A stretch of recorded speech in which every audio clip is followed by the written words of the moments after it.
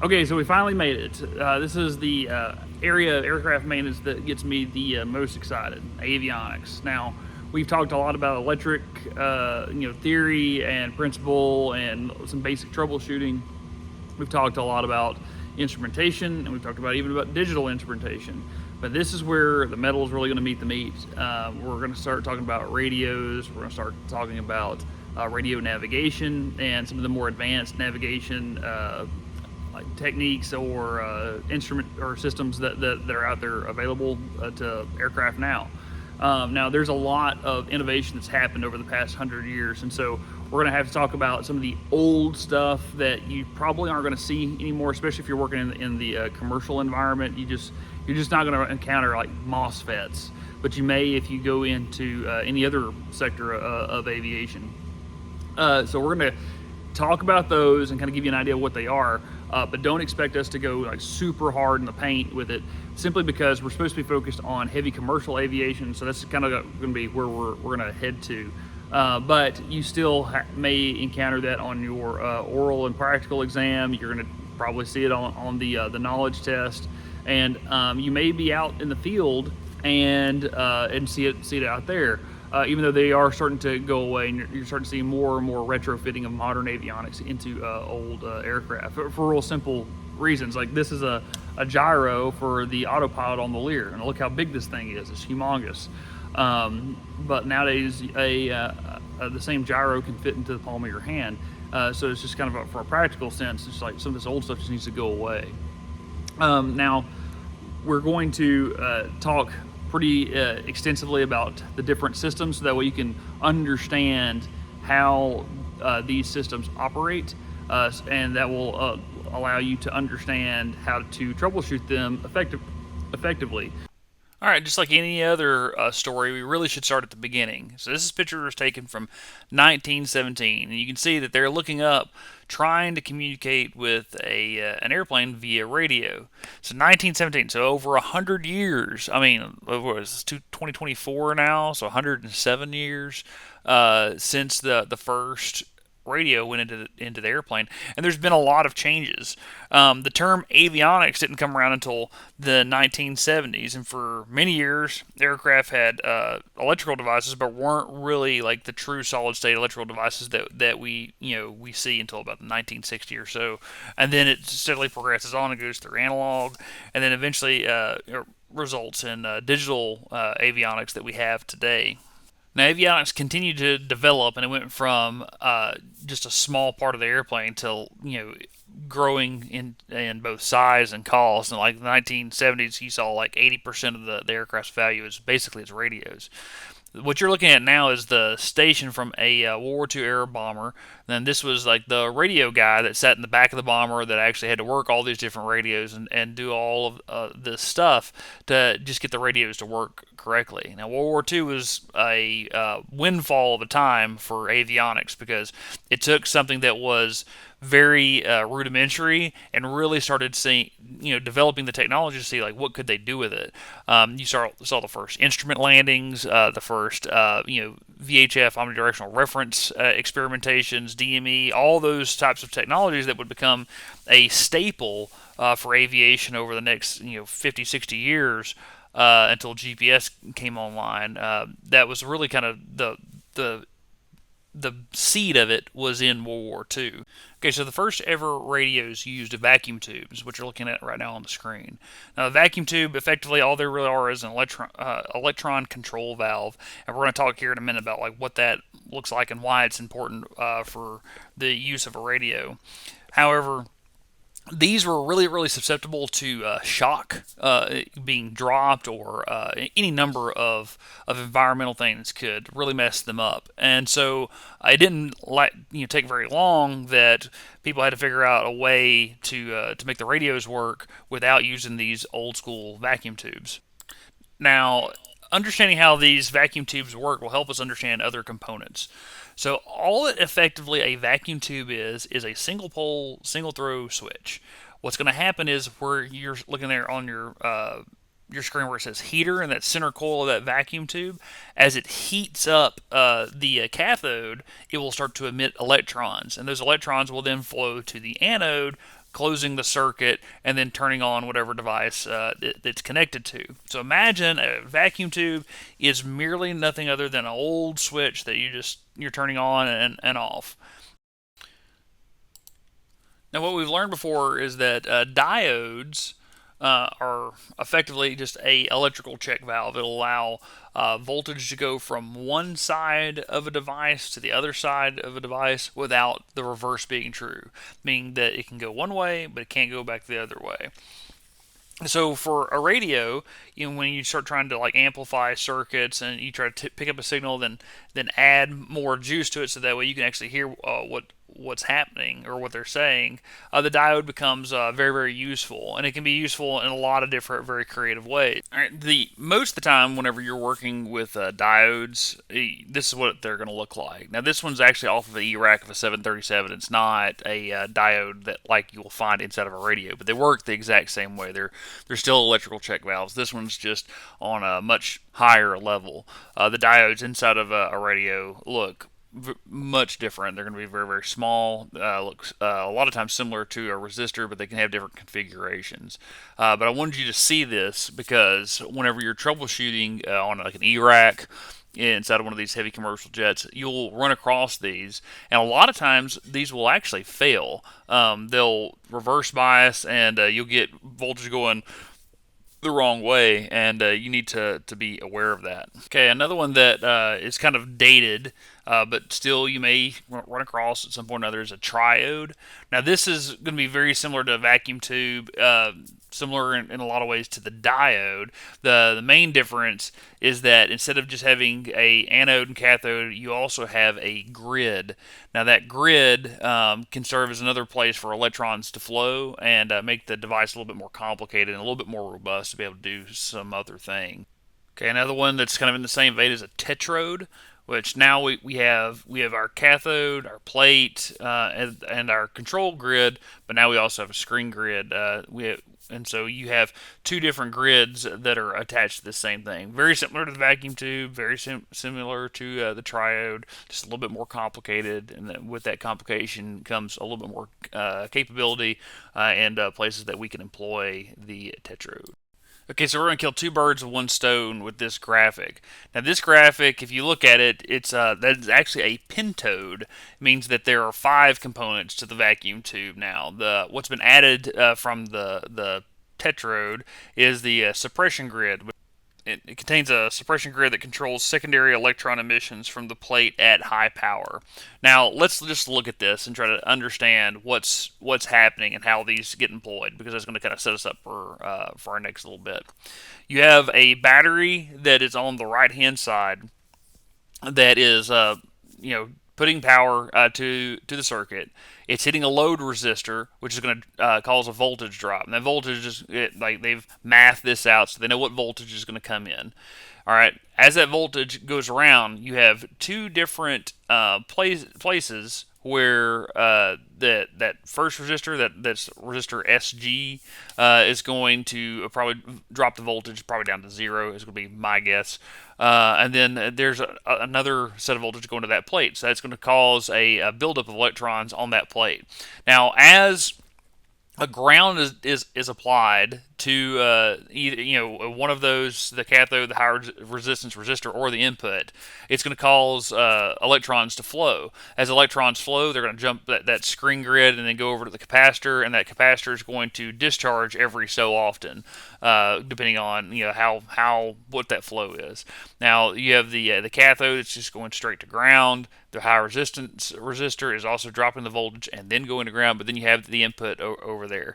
Now that is a way to basically use that pentode as a switch, more or less, that gets the right voltage being going from the battery to the input.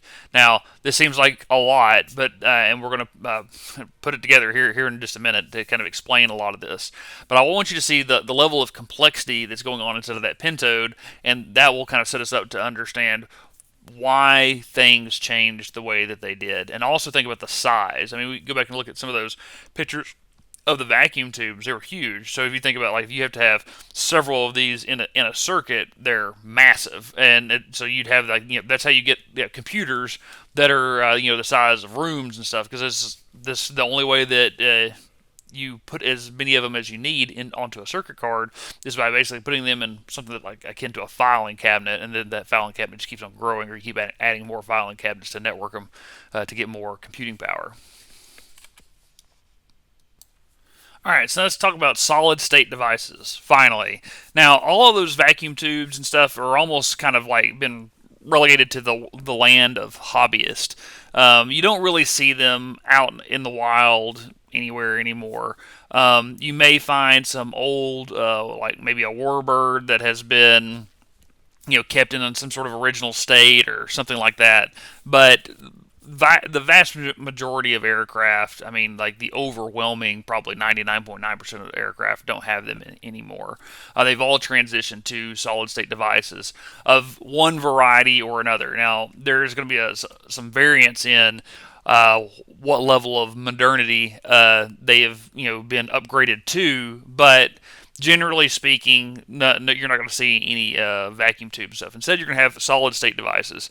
Now, the reason why we have those solid state devices is because in the 1950s, all of a sudden people started, like really started to innovate. You think about, like, as the space race raged on. There's a lot of money going into aerospace in general. Anything that happened in rockets eventually filtered its way down into aircraft, if not being innovated by aircraft from different parts of the military-industrial complex, and then then eventually pushed out into the commercial world, and then eventually into the GA world. That's kind of like the progression and the way things go. Now, the advantage of the solid state devices is that they take up a minute fraction of the space that a lot of those vacuum tubes actually took up, and they actually are far more reliable. You keep in mind, a vacuum tube, effectively all it really is a charge plate on one end and a potential on the other end, and then you end up having a vacuum, a literal, just a vacuum being pulled into a glass tube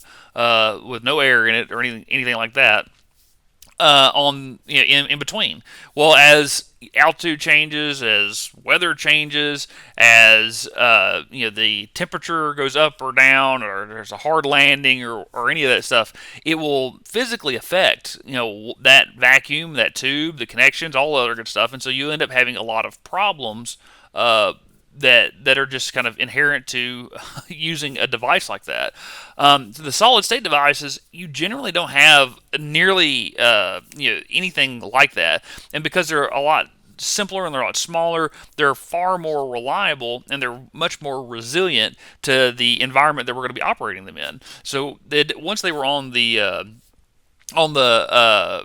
technological palette, everybody just consumed them. As fast as you possibly could. They were trying to get rid of all these old vacuum tubes and put solid state devices in everything. And by the 1980s, everything is basically solid state at that point.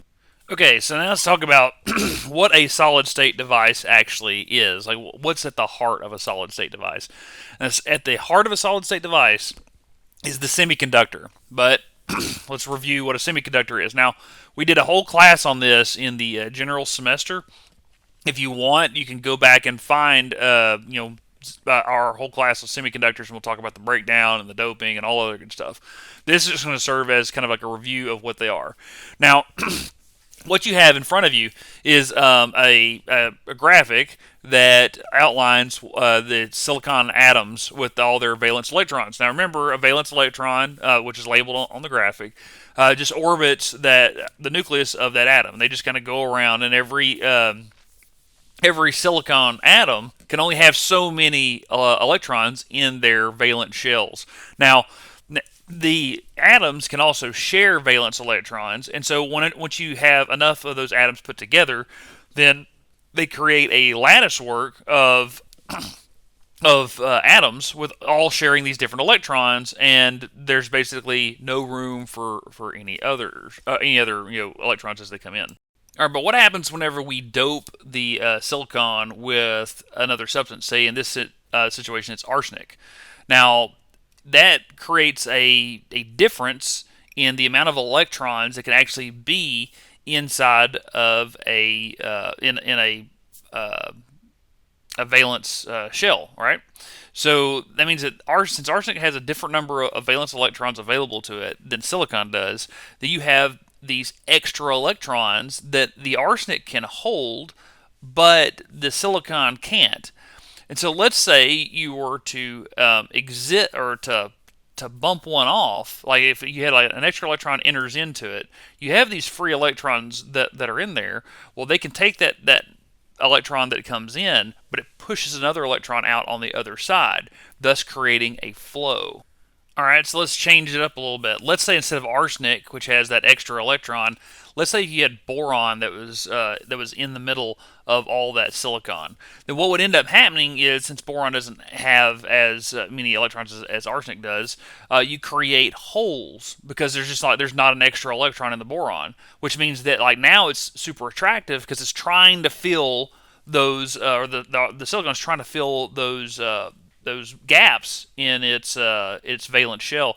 So what ends up happening is that you create what's called a p-type semiconductor with this one. In other words, it's an acceptor. It can bring in electrons from the outside world to help try to fill its valence shells. And so you have on one side arsenic, who's kicking electrons out. They're like, oh, we have too many people, and they're trying to push them out. And then on the other side, you have boron, who's accepting it and who's like, no, we need people. Come on, bring them on. And that creates the heart of what a semiconductor does. It moves electrons from one point to another point whenever there's a current and or ground applied from the pure physical traits of those differing elements. As electricity is applied, those electrons will flow based on these devices, and that is how a semiconductor fundamentally works. All right, now this is what it looks like whenever it's applied. On the right, you have electrons that are just sat up there like all super happy in their silicon, and then as they have extra electrons, they're getting into a region known as the depletion area. All right, that creates what is called in electron theory a hill. So like you have all these little electrons that are just sitting in the depletion area, ready to just like fall off into the holes on the left. So all you really need is to just push. Imagine like it's kind of like Humpty Dumpty electrons on the wall there, and like all they really need is somebody just to give them a little bit of a push, and then you'd have a cascade of flow all the way into those holes on the left, creating a flow. Okay, so here's an example of just that. You have the battery. Remember, due to electron theory, that it flows negative to positive, right? So as those electrons flow, they flow into the inside. And remember, so that's the silicon side where there's all of the valence electrons are in their shells and they're super happy, and there's no room for you at the end. So any other electrons have to get pushed over. Well, as those electrons hit and they're like, well, there's nowhere for us to go, they kind of like zip their way through to the depletion area where they encounter a hill. So they all pile up on that little hill, and they're like, okay, well, where else do we go? Well, as they get on the hill, there's somebody else coming in behind them saying like, hey, keep it going, keep it moving, because I'm trying to find a shell to get in. And so they go over the hill, and then they fall into the holes. Now, the holes are cool because they pull all those extra electrons in, but you end up having this situation where eventually the holes get filled and they have to go somewhere else, and they kind of keep on their little journey. Well, that's whenever they go back into the battery and they complete the circuit, and it keeps going that way. And that's how a diode effectively works. Well, that's how a transistor effectively works, right? Now, notice that the reason, like we always say that a diode is a check valve, that electricity can't flow back the other way. Let's say you had all of these electrons come back in to the P side, and they would just start filling up holes. All right, then so like they wouldn't necessarily go all up onto the hill and fall over into the electrons and keep it going, except for in certain situations. All right, this is a diagram of a reversed biased diode. Now, a reversed bias basically says, "Hey, look, the electrons are going to flow in the opposite direction." You notice the depletion area increases in size. There is no hill. There is no flowage, and this would basically mean this is the check valve in action. That like the electrons cannot go the other way around. Now, there is a situation where this is not the case, but it's with a special kind of diode called a Zener diode.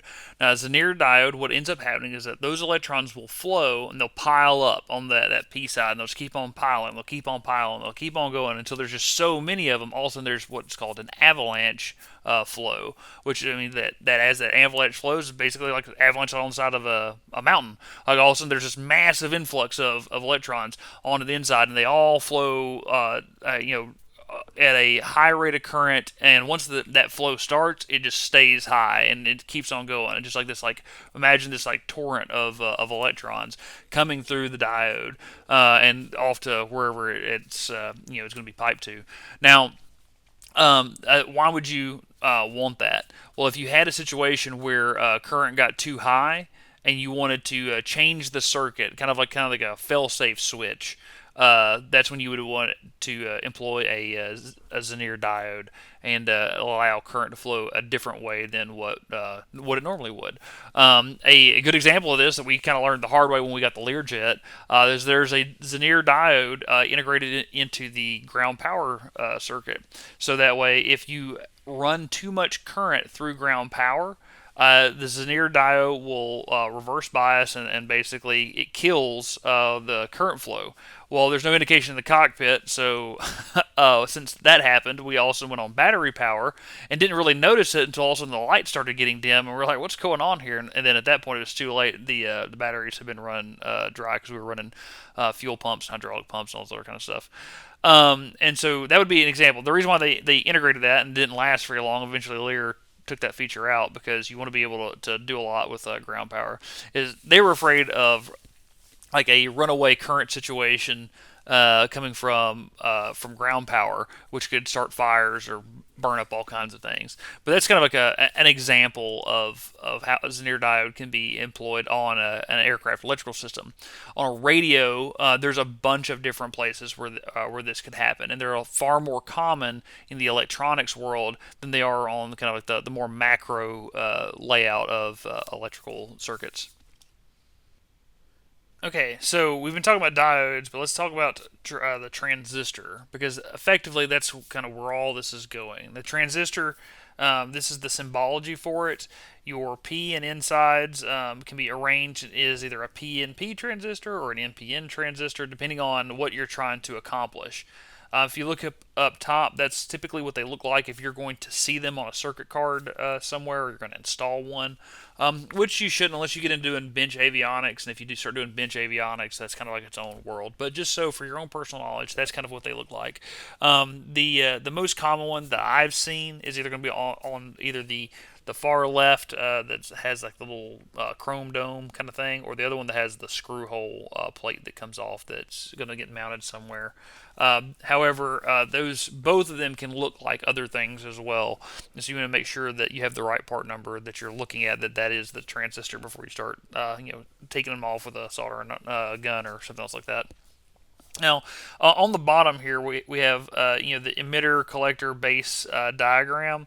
Those correlate with the different types of transistors that can be on there, and this will make sense here in the next slide as we kind of talk through it. But essentially, the way that the connector is placed in the circuit and what the desired outcome for using the transistor is will dictate if it's a PNP transistor or an NPN transistor. It's based on how much current you want to flow, where, and when. So yeah, because effectively the transistor is more or less just one big switch, but it's a switch that's only going to be turned on during certain conditions. Okay, so look at this diagram right here. We're just going to talk through how a transistor works. What's the kind of the benefit of the transistor? All right, so imagine that you have that switch. If you look at the upper diagram, switch B right there in the center. Imagine it's open, all right? You have a battery that is on the left hand side, EB, and then a battery on the right hand side, EC. Okay, the moment you close that switch, what you do is you complete a circuit on the C side, and that causes electrons to flow, so that way it connects the circuit with EC, right? But as the electrons flow through the N area, through that collector base and depletion area, it's going to push electrons onto the hill there and then fall over onto the emitter base depletion area, which is effectively going to greatly amplify the amount of current that's flowing through line E on the left hand side, which effectively adds the current from the EB battery and the current from the EC battery that will end up producing a lot more power whenever they're totaled up.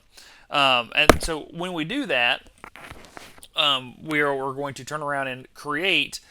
We take a little bit of power to unlock a whole lot of power somewhere else, and that's going to be kind of the basis of how radios operate. All right, let's talk about one more little component before we really kind of get going on some other things.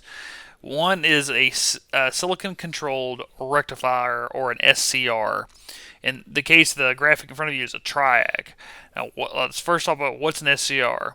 So they using a combination of semiconductor materials that's not limited to the 2-type or 3-layer sandwich transistor, but by creating a 4-layer sandwich of alternating types of semiconductor material, a slightly different semiconductor diode is created.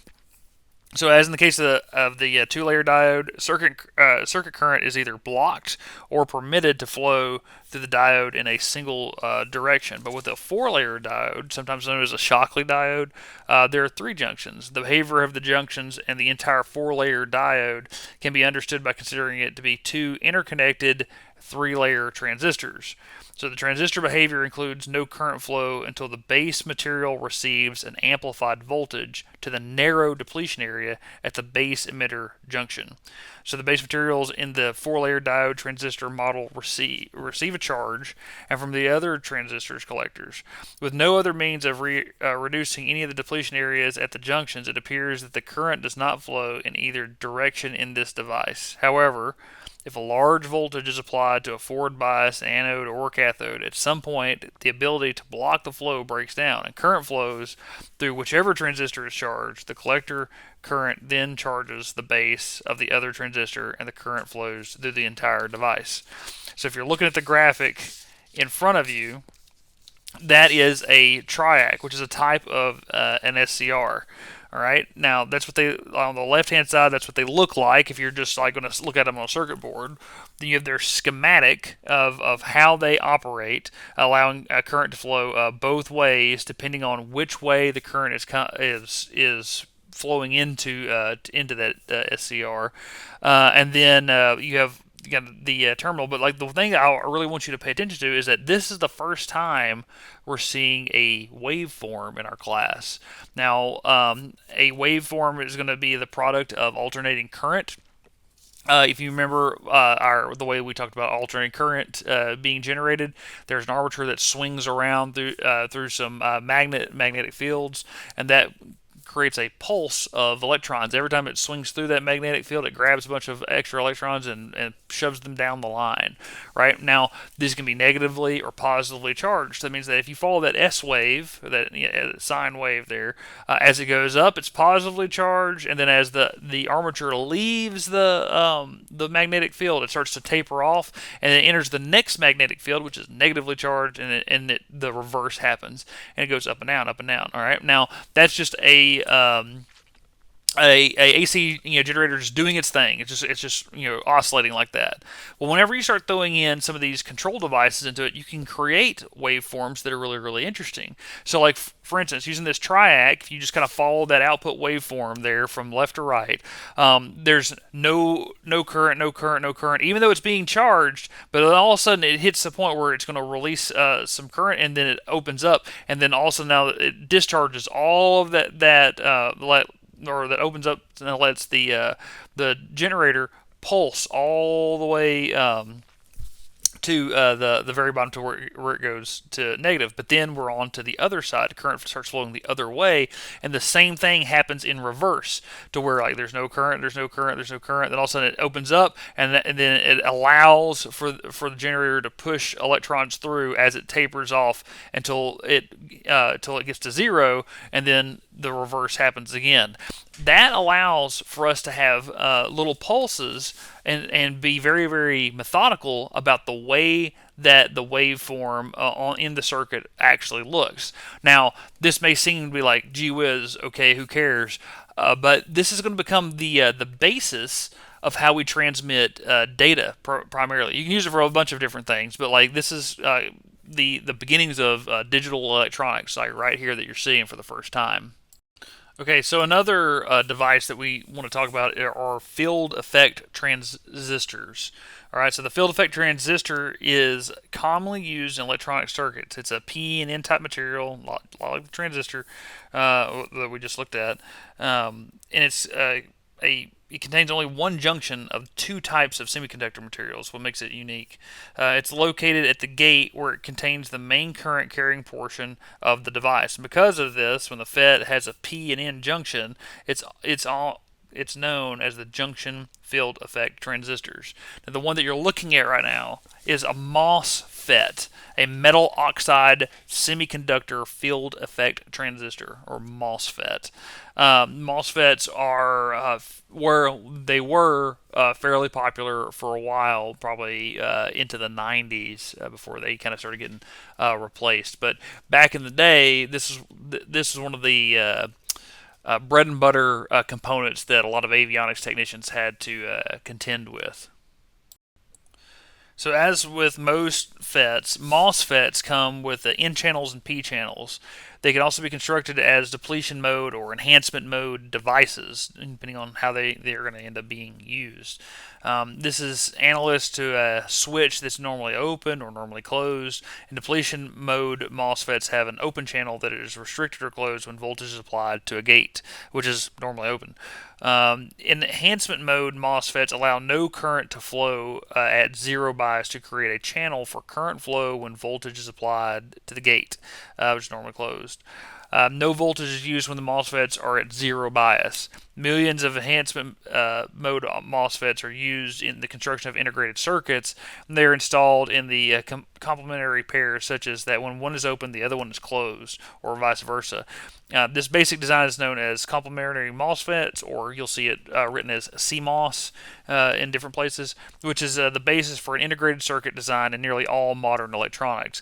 Through the use of these transistors, digital logic gates can be formed and digital circuitry is constructed. So you might be wondering, why is all this relevant, and will I ever remember any of it? You won't. What it's trying to kind of build a foundation for you to understand how digital logic fundamentally works and how the computer actually thinks. It's through the different, imagine like a microscopic switchboard that, like, this electron shows up, or maybe the better kind of mental model is like a train at one of those old wheels that, like, put the trains in the different stalls and send them different on different tracks.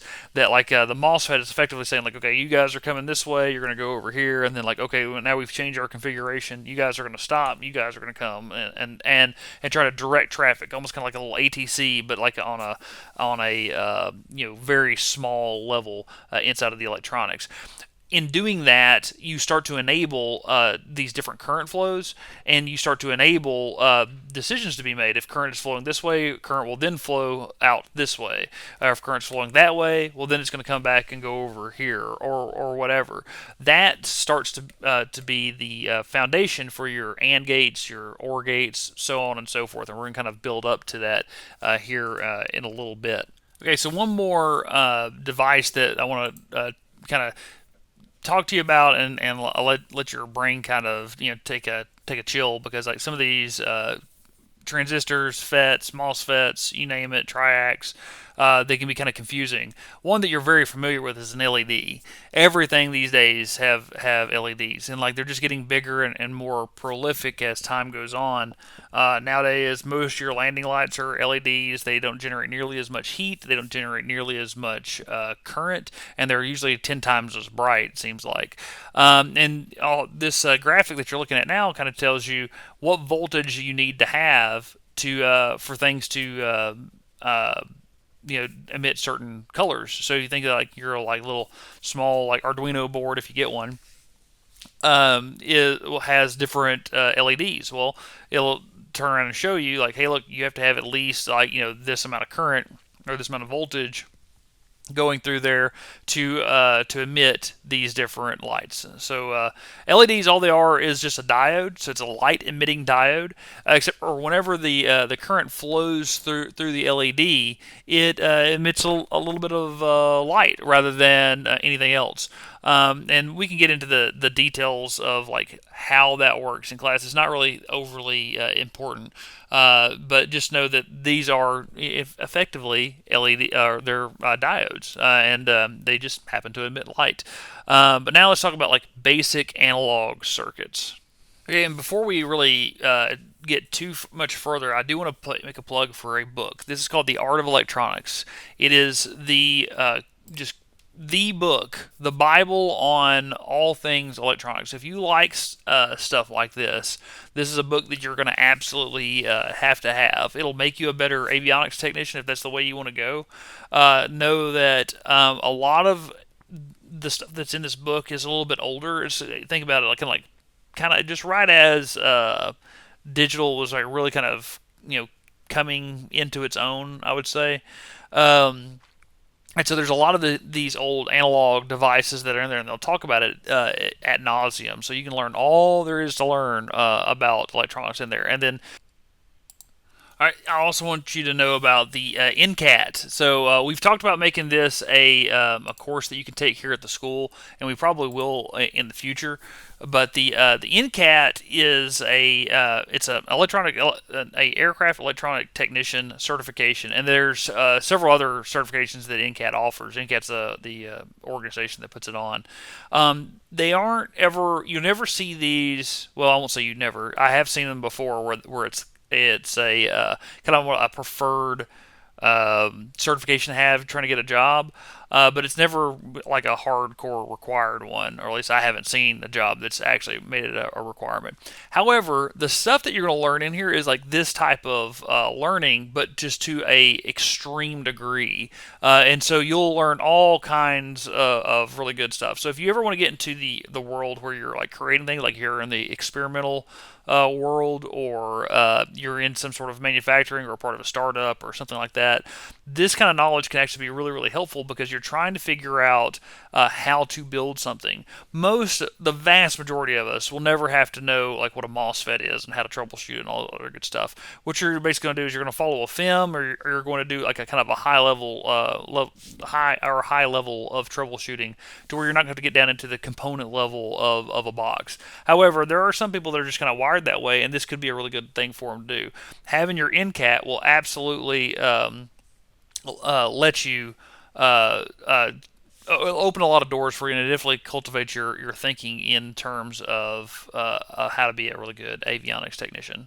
But now, on to analog circuits. Okay, so the first one we want to talk about is the rectifier.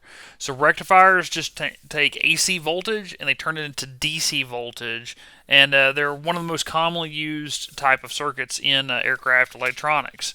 So you can sit there and look at this graphic and kind of understand what is happening. Like you have an AC input coming in on one side of the transformer. It's picking up that electromagnetic field and then pushing it down to the diode, right?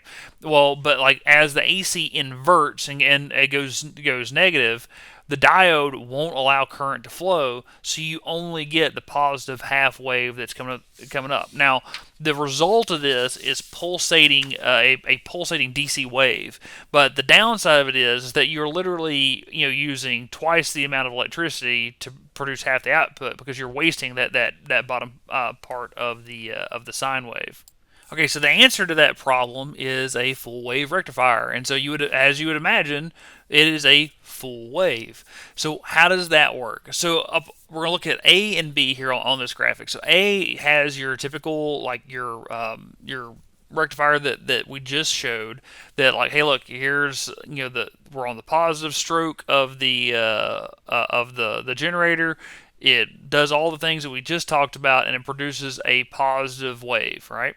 Well, as the generator comes down on the other side, it's going to effectively do the same thing, but now you have a second diode that's placed in there. So and you have a ground. So you're going to turn around and see that pulse is allowed to go up, producing a second wave. So if you look at OV there on the graphic, it produces a more consistent and more efficient and effective rectification of the power, because instead of using just one half of the sine wave, you're using both, creating a more stable and more efficient power production. Instead of having this like pulsating DC wave, now you have, it's still pulsating, I guess, to a certain degree, but it's a lot. You've taken that gap out that once existed there and filled it with the back half of the sine wave, but now it's been rectified to DC.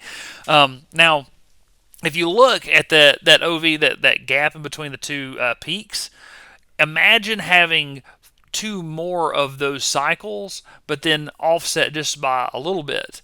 All right, and so that's what they'll talk about, having a three-phase, power.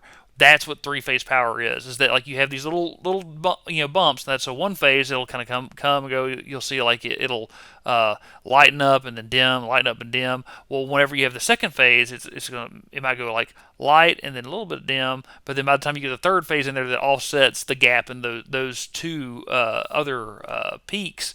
Well, then all of a sudden it's basically a steady state operation. It does oscillate some a little bit because you're dealing with a curved feature as opposed to a flat feature, so you're never going to be completely consistent. But you're going to have a very, very slight variation between them. And the more phases you add, the slighter that gets as time goes on.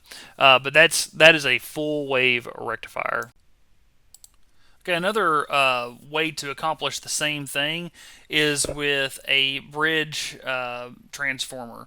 So this is effectively another full wave rectifier, but it's using four diodes configured in a way so that way no matter which way the electrons want to flow, it will rectify it appropriately and create a output like you see on the bottom of the graphic there.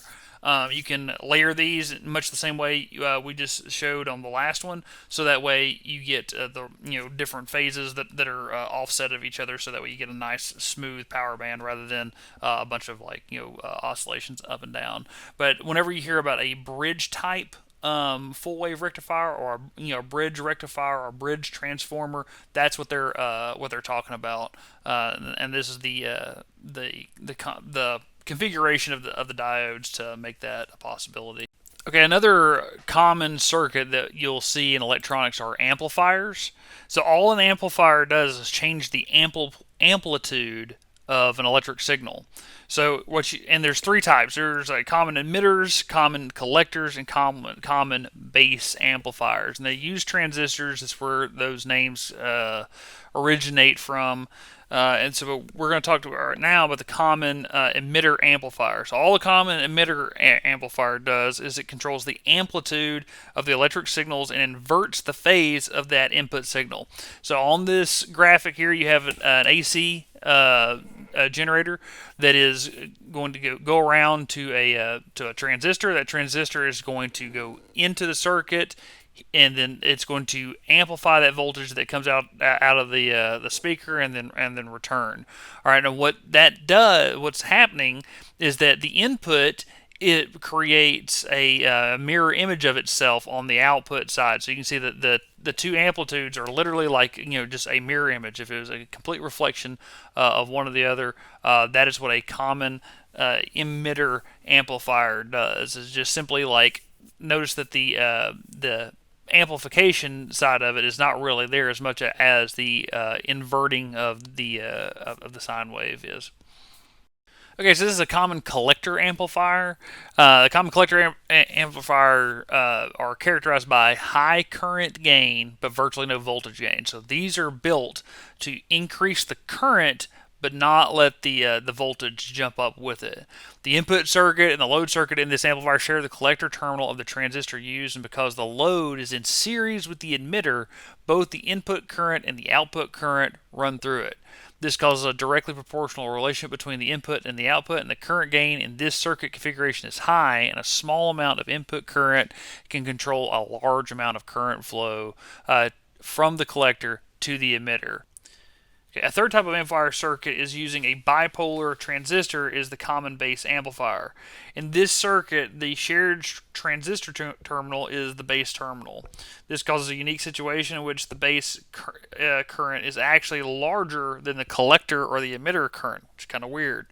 As such, the common base amplifier does not boost current as the other amplifiers do. It attenuates current but causes a high gain in voltage, and a very small fluctuation in the base voltage in the input circuit causes a large variation in output voltage. The effect on the circuit output is direct, so the output voltage phase is the same as the input signal but at a much greater amplitude. Keep in mind with all of these is that these will vary in construction based on manufacturers, based on other things in the design. And so these are all kind of like notional, like here is a way to build it. It's not necessarily the way to build it because based on the greater context in which this device is going to be placed in, different things will weigh in on the design criteria and decisions to adjust them accordingly. Okay, so the next type of circuit that we're going to talk about is going to be an oscillator. Now, oscillator, we've already talked a little bit about what oscillation is, even though we haven't called it by its name yet. But if you look at the graphic that's in front of you, the sine wave that's being produced by the generator when the conductor is rotated through a magnetic field creates a typical AC sine wave. Now, if you'll notice that like at different points of where the armature is passing through those magnetic fields will produce a different amplitude or corresponds to the amplitude of the sine wave. So if you can start to wrap your brain around that, all the sine wave is a like a two-dimensional graphical representation of where that armature is in relation to the permanent magnets that it's going through, or going past, rather, going through their magnetic field but past them. And that kind of gives you a foundational understanding of what's happening. Now, that doesn't hold true as things progress on, as we start talking about rectifying currents and doing all this other kind of stuff to it. But on a very base level, it's a good way to kind of like start wrapping your brain around it. So I want to make sure that we included this graphic so that way you can understand, you can see it and understand it that way. Now, different oscillators will help produce different wave forms, and that's when the wave changes shape and it creates a very specific type of shape. We call that a waveform. So a square wave is produced whenever there's a flow of electrons for a set period that stops, and then for a set period of time, and then repeats it over again. So in DC current, this is simply just pulsing DC. It's basically turning on and off, on and off, on and off. It's just in an on state or it's an off state. The same waveform can be opposite polarities when passed through the transformer to produce AC. So certain oscillators can be used to produce these square waves. Okay, here's another one. It's called a sawtooth wave. So this is characterized by a slow rise from 0 to peak voltage and then followed by a rapid drop off. So basically it's charging up, charging up, charging up, charging up, and then boom, it drops off all of a sudden. In this particular circuit, though, a capacitor is slowly charging through a resistor, so the resistor is slowing the voltage down and keeping the capacitor from just like charging up super duper fast, causing a slow rise that gives the 0 to peak leg of the sawtooth wave. And then whenever its ignition voltage is reached, whenever the capacitor discharges, the bulb conducts, causing the bulb to flash, boom, like whatever. So this short circuits the charged capacitor, which causes the voltage to drop to nearly 0, and the bulb goes out. Then the process just repeats itself, creating a sawtooth wave. So it was before you either had on and off caused by pulsating DC, which we can get from a variety of different ways, or DC circuits that have been manipulated with certain devices. This one is primarily going to be the result of a capacitor in the circuit causing a slow charge and then a rapid discharge whenever the capacitor fires. Okay, so oscillation in electronic circuits are accomplished by combining a transistor and a tank circuit. So a tank circuit is comprised of a capacitor and a coil parallel to each other, like you're seeing right here.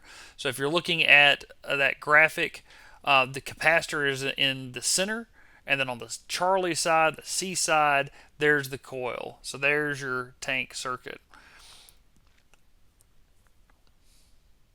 Okay, when attached to a power source by closing switch A, the capacitor charges to a voltage equal to the battery voltage.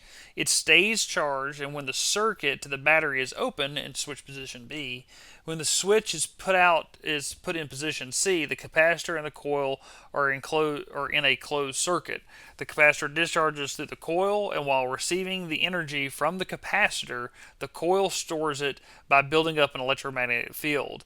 When the capacitor is fully discharged, the coil stops conducting.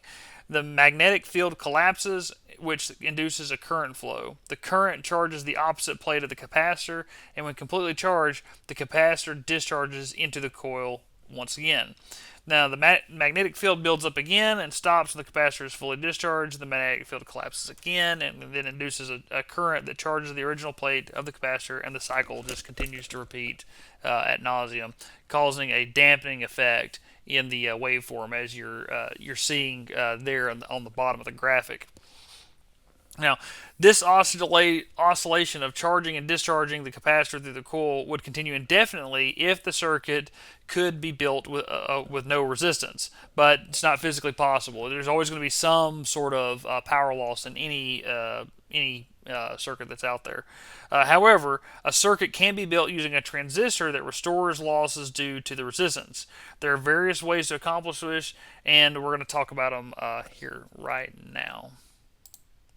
For instance, the Hartley oscillator circuit is one that can just keep on working so long as it is connected to power. When the switch is closed, the current begins to flow in the oscillator circuit. The transistor base is supplied with biasing current towards the voltage divider RA and RB. This allows current to flow through the transistor from the collector to the emitter through RE and through the lower portion of the center tapped coil that is labeled L1. The current increasing through the coil builds a magnetic field that induces current in the upper half of the coil labeled L2. The current from L2 charges capacitor C2, which increases the forward bias of the transistor. This allows an increasing flow of current through the transistor RE and L1 until the transistor is saturated and capacitor Charlie 1 is fully charged. Without the force to add electrons to the capacitor Charlie 1, it discharges and begins the oscillation in the tank circuit described in the previous, or we just talked about. As Charlie 1 becomes fully charged, the current charge to C2 reduces and the C2 also discharges. This adds the energy needed to to the tank circuit to compensate for resistance losses. As Charlie 2 is discharging, it reduces forward biasing, and eventually the transistor becomes reverse biased and cuts off. When the opposite plate of capacitor Charlie 1 is fully charged, it discharges and the oscillation is in progress. The transistor base becomes forward biased again, allowing the current to flow through the resistor RE and coil L1, so on and so forth. So the frequency of the AC oscillating in the Hartley oscillator circuit depends on the inductance and capacitance values of the components used. Use of a crystal in an oscillator or circuit can control the frequency more adequately. A crystal vibrates at a single consistent frequency. When flexed, a small pulse of current is produced through the piezoelectric effect. Placed on the feedback loop, it pulses from the crystal control the frequency of the oscillator circuit.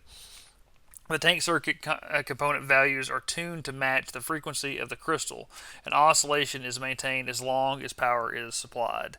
Okay, when you combine all of that, we start arriving at digital logic. Now, this is a buffer gate, which effectively is more or less just like a wire. It's just like things it's either high on one side and high on the other, or low on one side, low on the other. It changes though whenever you put the small dot. Once you put the small dot on there, the buffer gate becomes a NOT gate. It means that if it's high on one side, it's low on the other. If it's low on one side, it's high on the other. It just inverts the signal. Now, this is true with any of the gates that we're going to go through, and we're going to cover them quickly. If you need a real thorough review, you can go back to the general video and watch it. But like anytime you see like the dot on the output side of the gate, it's always going to invert it. It's going to say no, like that's not true. Whereas all the gates that do not have the dot, then it's going to say it is true, and it's fairly linear for the most part. This is a really good example of that. You can see here's an AND gate. So you notice that you only get a high output whenever there is an A and B input. That creates a high output on the output side. But if you say you put the NOT dot on there, it inverts everything, and so the only time you get a low output is whenever you have both signals coming in are high. Now, there's a whole list of different logic gates that you could possibly have. The good part is that in just about every maintenance manual that uses them, you'll end up having truth tables that will kind of help you decode them if you get lost. A lot of times you'll get used to using them whenever you're troubleshooting something that calls for logic gates. You'll see them on the wiring diagram, and it'll be very clearly stated, like this is a AND gate or a NOR gate or a NOT gate or so on and so forth. And you'll know, like, okay, if this then that, we'll do X, Y, or Z. If you need a refresher on these, we covered them pretty extensively in general. You can go back and read those. If not, and you can always simply Google up just any digital logic gate table, and you'll have this graphic or one that's very, very similar to it that will help you kind of understand how things are going. And then we'll have projects designed in class to help you kind of solidify that learning.